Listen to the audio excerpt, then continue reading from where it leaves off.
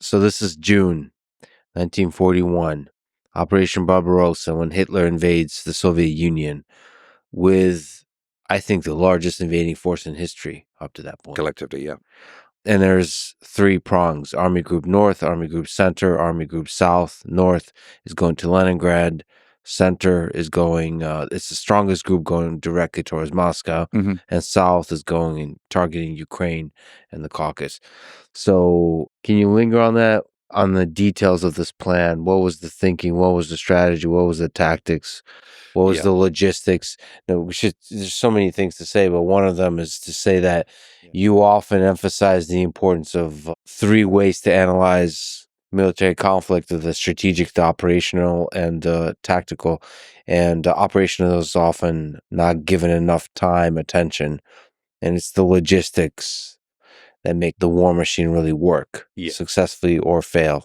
Yeah, that's absolutely spot on. And it's interesting because the vast majority of general histories of World War II tend to focus on the strategic and the tactical. So what do I mean by that? Well, the strategic, just for those who don't know, that's your overall war aims. Get to Moscow, whatever it might be, conquer the world. That's your strategy.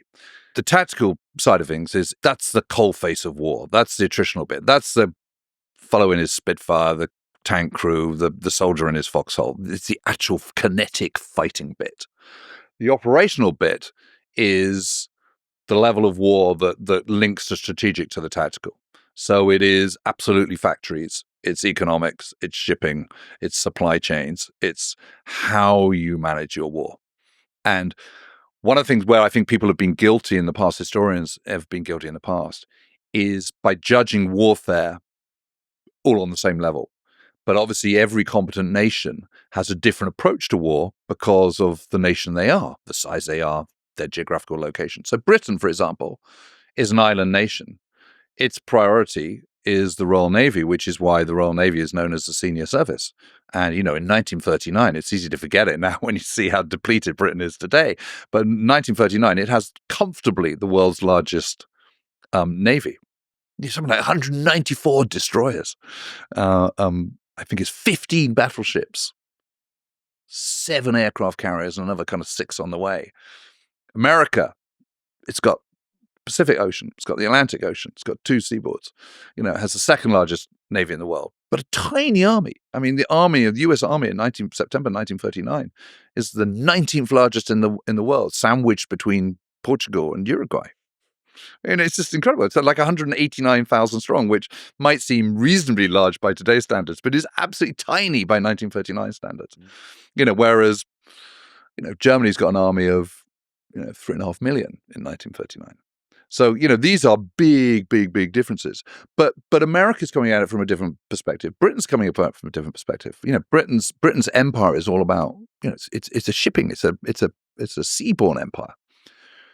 Whereas there's also another point, which is having large armies is actually inherently impractical and inefficient, because the larger the army, the more people you've got to feed, the more kind of barracks you've got to have, the more space you've got to have for training, the more people you're taking out of your workforce to produce tanks and shells and all the rest of it, because they're tramping around with rifles. So there's an argument saying actually it's really not a very good way of doing things. So, very much the British way and subsequently the United States way and way of Britain's dominions and empire is to use kind of steel, not our flesh, as a principle. The idea is that you use technology, mechanization, modernity, global reach to do a lot of your hard yards. That's the sort of basic principle behind the strategic air campaign. When we talk about the strategic air campaign, we're talking about strategic air forces which are operating in isolation from other armed forces. So a tactical air force, for example, is an air force which is offering close air support for ground operations. A strategic air force has got nothing to do with ground operations. It's just operating on its own. So that's your bomber force or whatever. That's your B-17s and B-24s of the 8th Air Force flying out of East England, bombing the Ruhr industrial complex of Germany or whatever it might be. So it's important to understand that when you compare, you have to have in the back of your mind that Britain, compared to Germany, for example, is coming at it from a completely different perspective. Mm-hmm. And I would say one of the failures of Hitler is that he always views everybody through his own very narrow worldview, which is not particularly helpful. You want to get inside the head of your enemy. And, he's sort of guilty of not doing that. So when you're talking about Operation Barbarossa, to go back to your original question, Lex, you're dealing with an operation on such a vast scale that operational level of war is absolutely vital to its chances of success or failure. It doesn't matter how good your individual commanders are at the front. If you haven't got the backup, it's not going to work. And the problem that the Germans have is, yes, they've got their kind of, 3 million men on the front, and they've got their kind of, 3,000 aircraft and all the rest of it. But actually, what you need to do is break it down. And who is doing the hard yards of that? And the way the German war machine works is that the machine bit is only the spearhead. So people always talk about the Nazi war machine. In a way, it's a kind of misnomer, because you're sort of suggesting that it's highly mechanized and industrialized and all the rest of it. And nothing could be further from the truth. The spearhead is, but the rest of it is not. And this is the kind of fatal flaw of the German armed forces in the whole of World War II, really, but even in this early stage, because in Barbarossa, you're talking about 17 panzer divisions out of, the 100-odd that are involved in the initial attack. Well, 17, and a panzer division is not a division full of panzers, tanks. It is a combined arms motorized outfit. So scouts on BMWs with sidecars, armored cars, infantry, grenadiers, panzer grenadiers, which are infantry in half tracks and trucks, mechanized.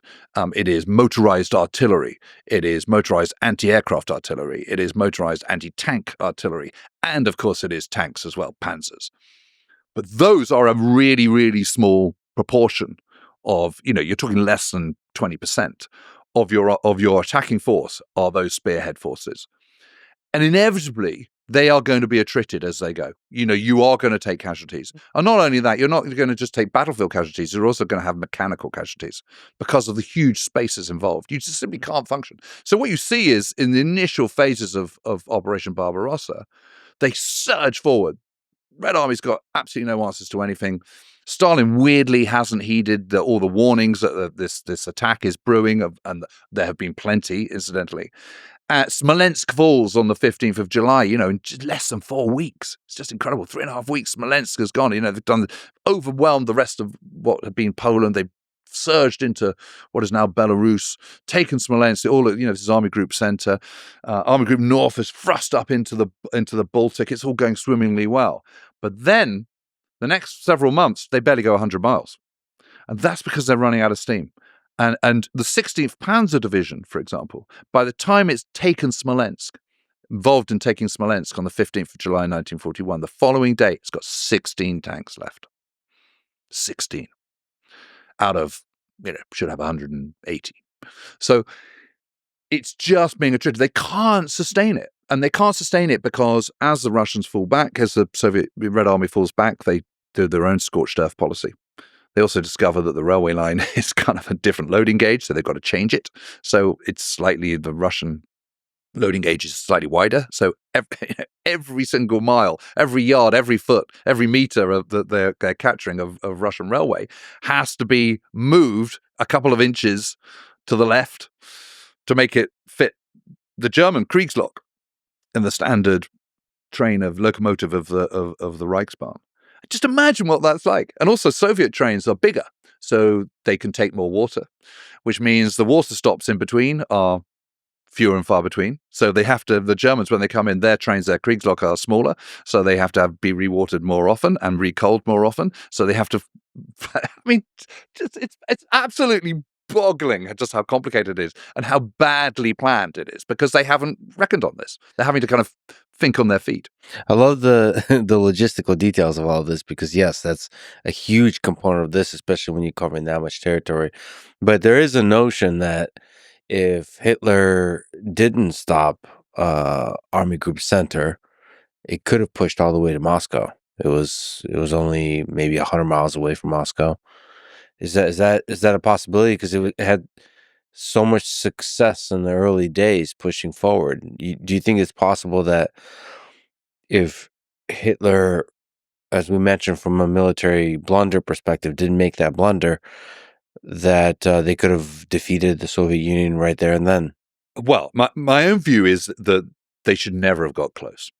You know, Red Army has plenty of men to be able to see off anything that the Germans can do. The capture of Kiev, for example, in September 1941, was a catastrophe for the Soviet Union and should never have happened. I mean, Zhukov is saying to Stalin, "We got to pull back across the Dnieper." Stalin's going, "No, I can't possibly do that. You can't abandon Kiev. It's like third city in the Soviet Union. No way. No, absolutely not." And he goes, "Well, we are just going to be overwhelmed. We can't hold this." And he says, "Either back me or fire me, back me or sack me." So Stalin sacks him. Obviously, as we know, Zhukov gets rehabilitated in pretty quick order, and Stalin does learn very quickly thereafter to learn the lessons. But the opening phase of Barbarossa has been a catastrophe, and so as a consequence of Stalin refusing to let his men retreat back across the Dnieper, which is a substantial barrier and would have been very difficult for the Germans to overwhelm had they moved back in time. That's another kind of 700,000 men put in the bag. I mean, that's just staggering numbers. But yeah, I mean, there's so many things wrong with the Barbarossa plan. Too much over. It's just such a vast area. I mean, you're talking about kind of 2,500 miles or something. Of frontage. Maybe if you kind of put your panzer groups, which are these spearheads, and you put them all in one big thrust and just go hell for leather straight across on a kind of much more narrow front of, let's say, kind of 400 miles rather than 1,200, then they might have they might have just sort of burnt away straight through to Moscow. They really caught the Red Army unprepared. Yep. Is there something to be said about the strategic genius of that, or was it just luck? No, I don't think so. I think what's happened is you've had the Soviet purges of the second half of the 1930s, where they have executed or imprisoned 22,500 officers, of which 3 out of 5 marshals. God knows how many army commanders, et cetera, et cetera. So you've completely decapitated the Red Army in terms of its command structure. So before that, would it be fair to say it was one of, if not the greatest army in the world? Well, there was a lot of experience. There's a lot of experience there. But also that's for sure. Technology, material. Yeah. The size of the army, the number of people that are mobilized. Yeah, and they're the first people to kind of adapt, create airborne troops, for example. So yes, I think there is an argument to say that. But the decapitation is absolutely brutal. If you decapitate an army, you've then got to put new guys in charge. And someone who looks on paper like a half-decent peacetime commander might not be a very good wartime commander. They're different disciplines and different skills. And what comes to it, you don't know that until you're tested. It's very hard to kind of judge. And of course, Stalin is existing in a sort of, a vacuum of paranoia and suspicion all the time, which is unhelpful when you're trying to develop a strong armed forces. So they go into Finland in back end of 1939, and they get their, they get really badly hammered. They do take about, to get the Karelia Peninsula, and they do take some ground, but at huge cost. I mean, the casualties are 5 times as bad as those of the Finns, and it's a humiliation. So Hitler sees that and thinks, okay, they're not up to much cop. Then Hitler loses the Battle of Britain, and he thinks, I can't afford to fight a war on 2 fronts. That's one of the reasons why Germany loses the war in 1914 to 18, is fighting on the Eastern Front, but also fighting on, the Western Front at the same time. We've got to avoid that. But I've got to get rid of Britain, and Britain hasn't come out of the fight. Britain is still fighting in the back end of 1940, having won the Battle of Britain.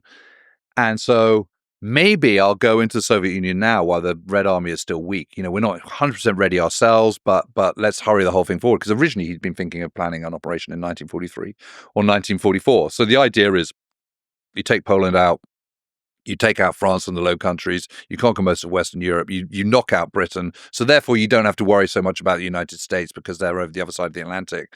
That then buys him the time to kind of rebuild up his strength for the all-out thrust on the Soviet Union.